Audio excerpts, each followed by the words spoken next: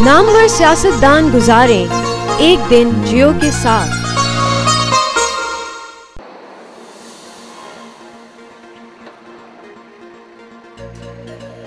अक़वाम मुत्तहिदा की मशीर और पाकिस्तान में इंसानी हकूक़ की तहरीक की रहनुमा आसमा जहांगीर के घर पहुँचे तो वो वकालत के लिबास में इंतज़ार कर रही थी।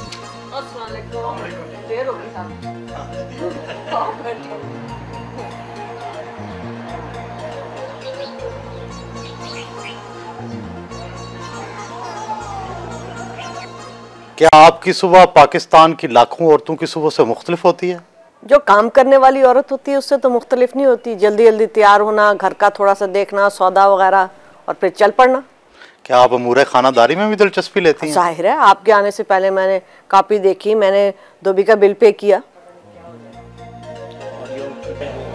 सुबह घर से निकलने से पहले अखबारात पढ़ती हैं, बैनुल अक़वामी हालात से आगाही के लिए टीवी पर खबरें देखती हैं, जिन मुकदमात में पेश होना होता है उनका जायज़ा लेती हैं।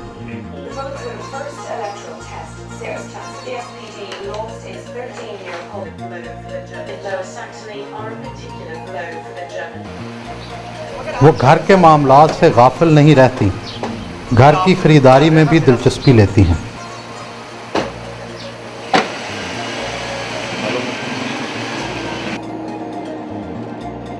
क्या आपकी तालीम और तरबियत आम औरतों से मुख्तलिफ हुई? शायद कुछ तो मुख्तलिफ हुई होगी, इस तरीके से कि ये मुझे एहसास नहीं कभी था बहुत साल पहले कि भाई मैं औरत हूँ या मर्द में कोई तफरी होती है, और यही समझती थी जो अब मर्द कर सकते हम भी कर सकते।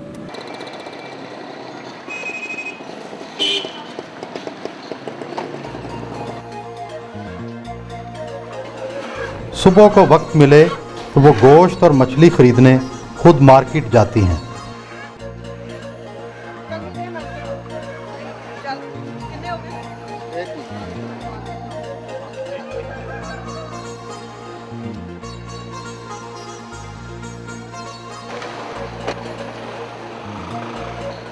आप जैसी वर्किंग वुमेन के बारे में अमूमी तासुर यही होता है कि वो घर के काम काज नहीं करती, शॉपिंग नहीं करती। वो नहीं करेंगी तो कौन करेगा उनके घर में? आपका ख्याल है कि सारे खामन करते हैं ये काम, या बच्चे जाके सब्जियां लाते हैं? लोग तो ये समझते हैं कि वर्किंग औरत के घर ऊपर से आके कोई खुद ब खुद काम कर जाता है। वो तो घर का भी काम करती है और बाहर का भी काम करती है। हमारे अपने घर में सब समझते हैं कि जी ये खुद ब खुद हो जाता है। दुनिया भर में मजमूई तासुर ये है कि औरत मर्द से बुज़दिल है। हाँ, इसलिए बुज़दिल है कि औरत जंगें नहीं करवाती है। औरत सिर्फ जंगों में उसके साथ जो ज़्यादतियाँ होती हैं उस पर चुप कर जाती है। यानी आज जो दुनिया में हो रहा है वो औरत की मर्ज़ी से तो नहीं हो रहा। औरत बुज़दिल नहीं है, औरत जो है वो खून खराबा नहीं देखना चाहती है, वो अमन पसंद है। अगर अमन पसंद लोग बुज़दिल हैं तो मेरा ख्याल है औरतें भी फिर बुज़दिल हैं। बुज़दिली की बात ना करें। मैंने मसलन यूनाइटेड नेशंस में काम करके देखा है, बॉस्निया में मैं गई हूँ, ईस्ट तिमोर में मैं गई हूँ, कॉन्गो में मैं गई हूँ, और मैंने जो औरतों की बहादुरी देखी वो एक और किस्म की बहादुरी होती है। जहाँ मर्द नहीं बात कर सकता वो खड़े होकर सही बात करती है। इंसानी नेचर बदलना बड़ा मुश्किल है। आप छिपकली से तो डरती होंगी? नहीं, मैं बिल्कुल छिपकली से नहीं डरती। छिपकली से क्यों डरूं? मेरे घर पुराना घर है, उसमें बड़ी छिपकलियाँ होती हैं, बल्कि मेरे बच्चे चीखे मारते रहे, मैं तो नहीं डरती।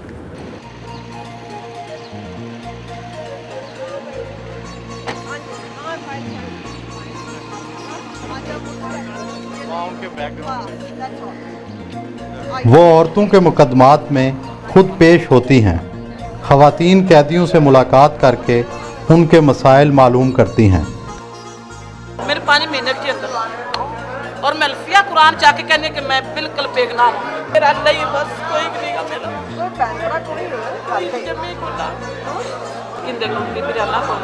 ਤੁਸੀਂ ਆਪਣਾ ਨਾਮ आसमा जागीर।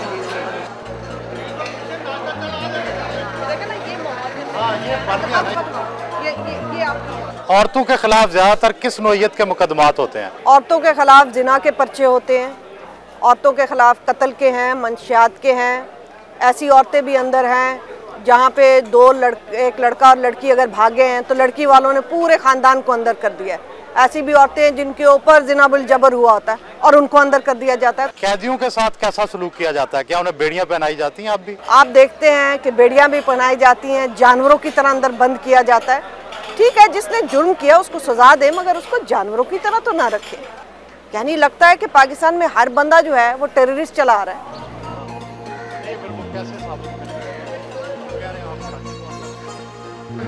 बार रूम वकला की सरगर्मियों का मरकज़ है। मुल्की मामलात पर तबादला ख्याल के लिए अक्सर वहाँ जाती हैं।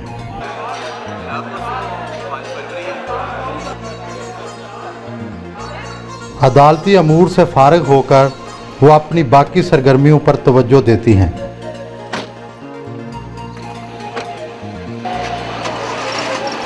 अदलिया के किरदार से आप किस हद तक मुतमईन हैं? कोई मुतमईन है, हो सकता है। आपको इंसानी हकूक़ का ख्याल कैसे आया? क्या आप घर के माहौल से मुतासर हुई, यहाँ कहीं जुल्म देखा? नहीं, ये एहसास तो आहिस्ता आहिस्ता बनता है।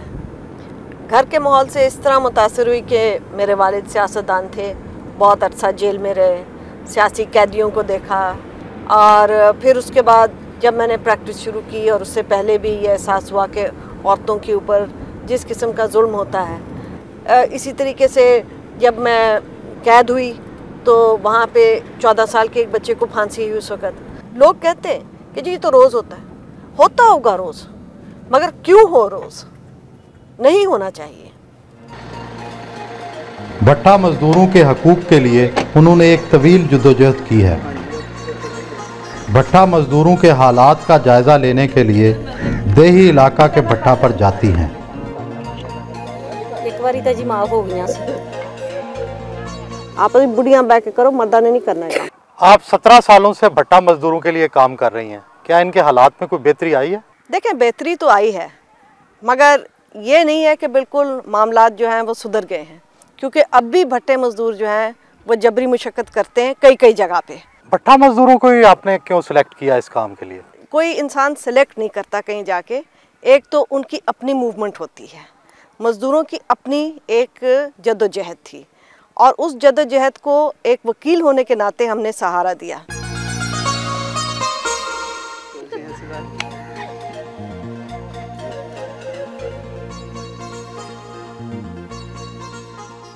पाकिस्तान में चाइल्ड लेबर क्यों इतनी ज़्यादा है? एक्सप्लॉयटेशन के बच्चे को आप ले लें तो बच्चे से जितना मर्जी काम कराएं उसको कम मुआवजा दें, और इससे नुकसान, जो कौमी नुकसान है, आने वक्तों में इतना ज़्यादा होगा कि आप उसको तसव्वुर नहीं कर सकते। क्या नुकसान होगा? बच्चों के साथ सेक्सुअल एक्सप्लॉयटेशन होती है, बच्चों को मारा जाता है, पीटा जाता है, उनकी नफ्सियात के ऊपर क्या असर पड़ता है। तो ये बच्चे बड़े होके क्या क्रिमिनल्स नहीं बन सकते? चाइल्ड लेबर के खिलाफ आपने जो मूवमेंट चलाई उससे पाकिस्तान की कालीन की सनत को बड़ा नुकसान पहुंचा। देखें, ये कहना कि पाकिस्तान की सनत को नुकसान पहुंचा, पाकिस्तान के बच्चों को नुकसान जो पहुंचा वो सनत से बहुत ज़्यादा नुकसान है। ज़रूरी है कि आपने बच्चों की उंगलियां अंदर डालनी है, ज़रूरी है आपने बच्चों को टीबी करानी है, ज़रूरी है आपने बच्चों के हड्डियों को ख़राब कराना है, और ज़रूरी है कि आपने बच्चों को मार के सुबह से लेकर रात तक काम करवाना है। और ये कहना कि जी हम क्योंकि अब ग़ुलाम नहीं रख सकते इसलिए मैशत ख़राब हो गई है, ये तो कोई जवाज़ नहीं है।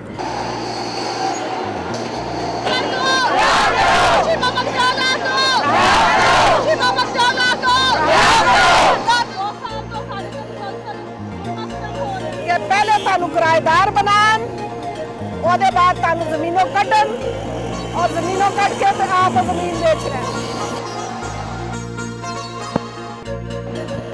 आपने ज़िंदगी भर जलसे जुलूसों में हिस्सा लिया, क्या इनसे कोई फ़र्क पड़ता है?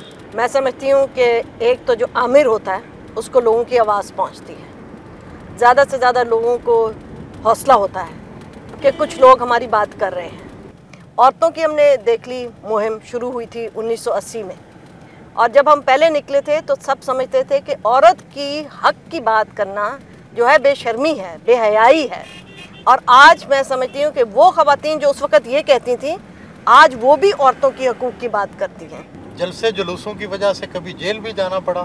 जेल भी गई हूँ, हाउस अरेस्ट भी हुई हूँ, थानों में भी कई दिन काटे हैं, मारे भी खाए हैं, डंडे भी खाए हैं। और जेल जाना तो एक, मैं आज पाकिस्तान में समझती हूँ कि ये तो प्राइड है। जो लोग जेल नहीं गए उनको पूछना चाहिए कि वो जेल गए क्यों नहीं हैं। आपको डर नहीं आता? हम कोई जुर्म तो नहीं कर रहे होते जिससे हम डरे।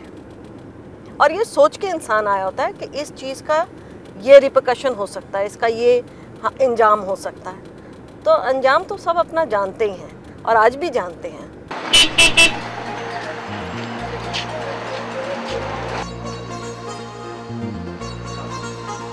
पाकिस्तान में हो तो उनका बेशतर वक्त दफ्तर में गुजरता है।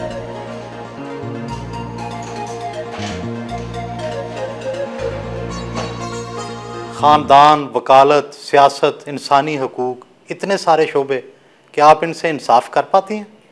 ज़ाहिर है कई चीज़ें तो सफ़र करती हैं। जैसे मेरी वकालत का प्रोफेशन है, वो ज़रूर सफ़र किया।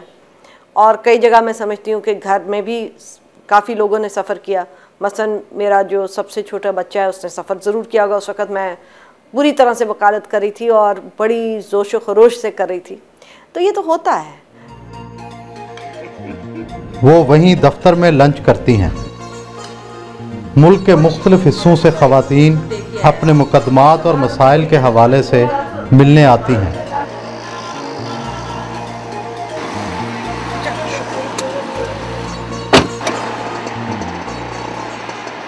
आपके दफ्तर में गैरत के नाम पर एक कत्ल हुआ।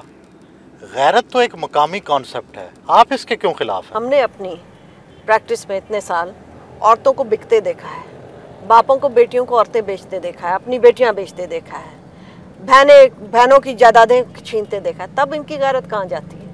और माफ़ कीजिए, यहाँ पे ये जो ख़वातीन हैं जो कि एक्सप्लॉइट होती हैं, जो कि यहाँ पे जो प्रोस्टिट्यूशन में हैं जिसको आप कहते हैं, तो क्या वो किसी की गैरत नहीं है? उनको आके क्यों नहीं ले जाते अपने घर?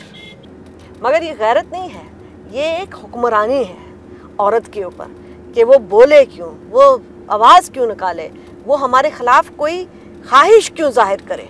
ये हमारी मलकियत है, ये गैरत नहीं है। ये मैं समझती हूँ एक बारबरियत है। आप औरतों की बात तो करती हैं, मजलूम मर्द भी तो हैं, उनकी आप बात नहीं करती। आप मर्दों ने 3 दफ़ा तलाक तलाक तलाक, छुट्टी औरत की 32 रुपये 8 आने, घर बैठ। तो मैं क्या मर्द की साइड लूँ कि उस मजलूम औरत की साइड लूँ जो रोज़ मेरे दफ्तर आके कहती है जी ये नोटिस आ गया था, की करा, किसी तरह से रुकवा दो। वो human rights commission of Pakistan की चेयरपर्सन रही हैं। इस अदारे की तश्कील और तरक्की में उनका अहम हिस्सा है।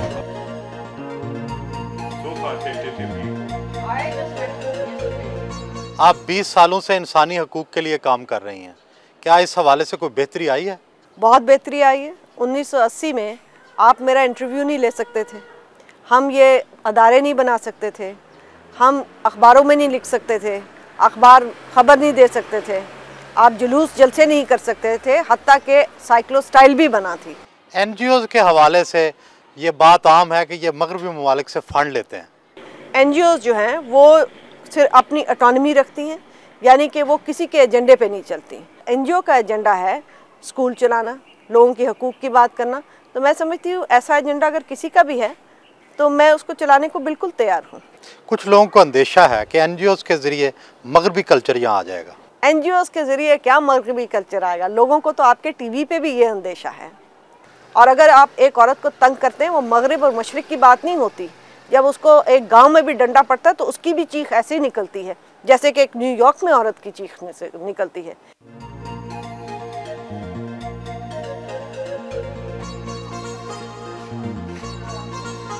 औरतों को उनके हकूक़ से आगाह करने के लिए उन्होंने कई पैरालीगल मराकज़ कायम कर रखे हैं। पैरालीगल मरकज़ पर औरतों से मिलने के लिए जाती हैं।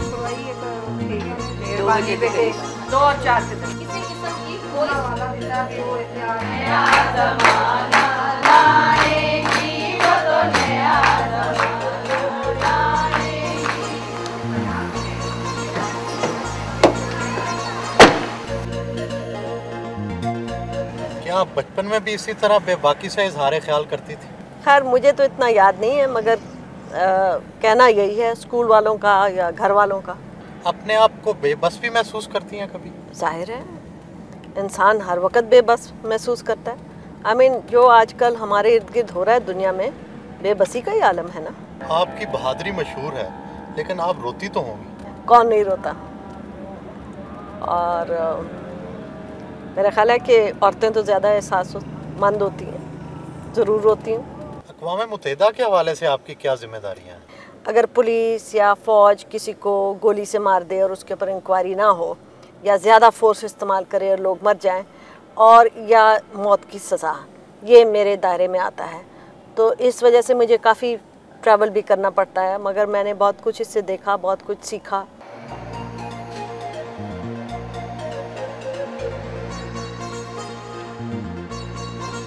पड़ोस में वाक़े अपनी वालदा के घर उनसे मिलने गईं।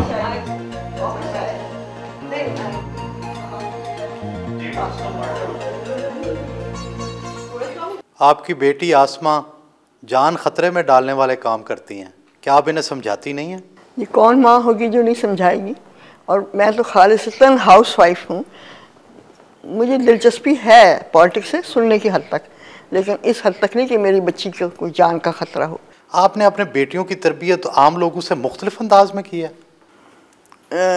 मुख्तलिफ अंदाज में तो नहीं की मैंने, लेकिन इंडिपेंडेंस के बहुत थी जिसमें मैंने इनको टोका रोका नहीं।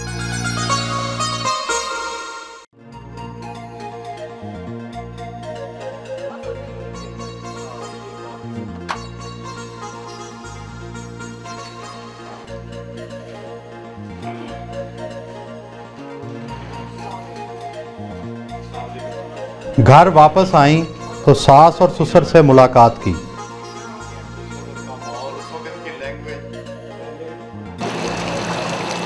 रोज़मर्रा के कामों से फारिग होकर घर पहुंची। बहुत से पाकिस्तानी मर्द आसमा से डरते हैं, क्या आपका भी यही हाल है? जी बिल्कुल। घर के फैसले कौन करता है? घर के फैसले मिलजुल कर ही करते हैं।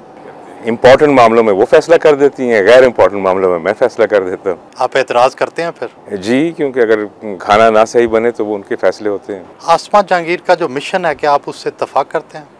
जी जी, बेसिकली जो मैं समझता हूँ कि जो ऐसे तबके हैं जिनको सोसाइटी ने बड़ी बुरी तरह पामाल किया हुआ है या एक्सप्लॉइट किया हुआ है, आई थिंक उनके लिए कोई ना कोई अगर चैम्पियन नहीं होगा तो जिस तरीके से सोसाइटी हमारी जा रही है ये तो बिल्कुल उनको तबाह कर देगी। इनकी सरगर्मियों से आपकी फैमिली लाइफ पर असर नहीं पड़ा? जी पड़ता है। आखिर कोई भी इतना मसरूफ़ होगा, चाहे मर्द है या औरत है, तो उससे फ़र्क तो पड़ता है। ख़ास तौर पे बच्चों के ऊपर बहुत ज़्यादा पड़ता है, क्योंकि जब वालिदा ना हो घर तो वो फील तो करते हैं, मगर फिर उसके बाद उसका अज़ाला भी हो जाता है।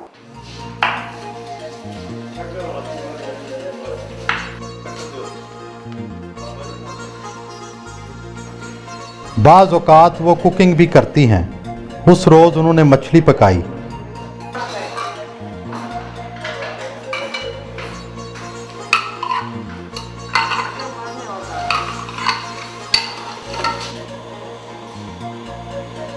आपको पाकिस्तान के हर घर में मियाँ बीवी की लड़ाई का जिम्मेदार समझा जाता है। भाई अगर समझा जाता है तो इस इल्ज़ाम पे मैं क्या कह सकती हूँ, मगर मियाँ लड़ता है बीवी से तो वो हमारे दफ्तर आती है ना, हम तो घर से जाके उसको नहीं लाते हैं। आपका ज़रिया मुआश क्या है? क्या कहीं बाहर से इमदाद आती है? अगर बाहर से इमदाद आती तो ज़रा मैं थोड़ा सा खुल के खर्च करती, कोई मेरी भी कुछ जायदादें होती, मैं भी उन फैमिलीज़ में तसव्वुर होती जहाँ पे कोई मेरी 4-5 कोठियाँ होती। मेरी बिल्डिंग है जहाँ से मुझे किराया आता है, मेरी वकालत है और मैं पूरा उस पर खुल के टैक्स भी देती हूँ। आप फुल फ्लैश सियासत में हिस्सा क्यों नहीं लेती? इसलिए क्योंकि मैंने ये देखा है कि यहाँ पे सियासत में हिस्सा लेना जो है वो किसी पार्टी को ज्वाइन करना है, और पार्टीज़ जो हैं वो बड़े ताबे हो जाती हैं यहाँ पे फ़ौज के और या अमेरिका के, और आज़ादाना तौर पे अपने फ़ैसले नहीं कर पाती। उनकी भी इसमें कोई कसूर नहीं, क्योंकि यहाँ पे दबाव बहुत ज़्यादा है। तो इंसान सियासत में तब हिस्सा ले जबकि अपनी इंडिपेंडेंट एक एजेंडा हो, अपनी इंडिपेंडेंट पॉलिसी हो और उसको परसू कर सके। सियासत का मकसद तो ये है कि आप पावर में आएँ। मेरा पावर में आने का कोई इरादा नहीं है। मैं पावर नहीं समझती कि पावर में आने से यहाँ पे तब्दीलियाँ हो सकती हैं। हमने देखे यहाँ पे बड़े बड़े वज़ीर आज़म, बड़े बड़े वज़ीर कहते कुछ थे और कर नहीं पाते थे। इसलिए कम से कम जिस शोबे में मैं हूँ, थोड़े बहुत लोगों के लिए थोड़ा बहुत तो कुछ कर सकते हैं। आपके ज़हन में औरत की आज़ादी का तस्वुर क्या है? क्या इसका मकसद मर्द पर गलबा है? नहीं, बिल्कुल नहीं। मेरा मकसद ये है कि वो अपने फ़ैसले आप कर सके और उसके फ़ैसलों को वही तवज्जो दी जाए जो कि बाकी लोगों के फ़ैसलों पे दी जाती है, और वो ख़ुद अपनी एक सोच रख सके। मर्दों की कौन सी बात सबसे बुरी लगती है? आमरियत, ये कि हर बात जो वो कहते हैं वो सच है। आपकी ज़िंदगी की कौन सी हसरत बाकी है? ज़ाहिर है इंसान की बहुत सारी हसरतें होती हैं, मगर छोटी छोटी हसरतों को लेके इंसान नहीं बात करता। मेरी ये हसरत है कि पाकिस्तान में सही जमहूरियत आए, यहाँ पे सही इंसाफ हो। एक तवील दिन की मसरूफियात के बाद उन्होंने हमें खुदा हाफिज़ कहा।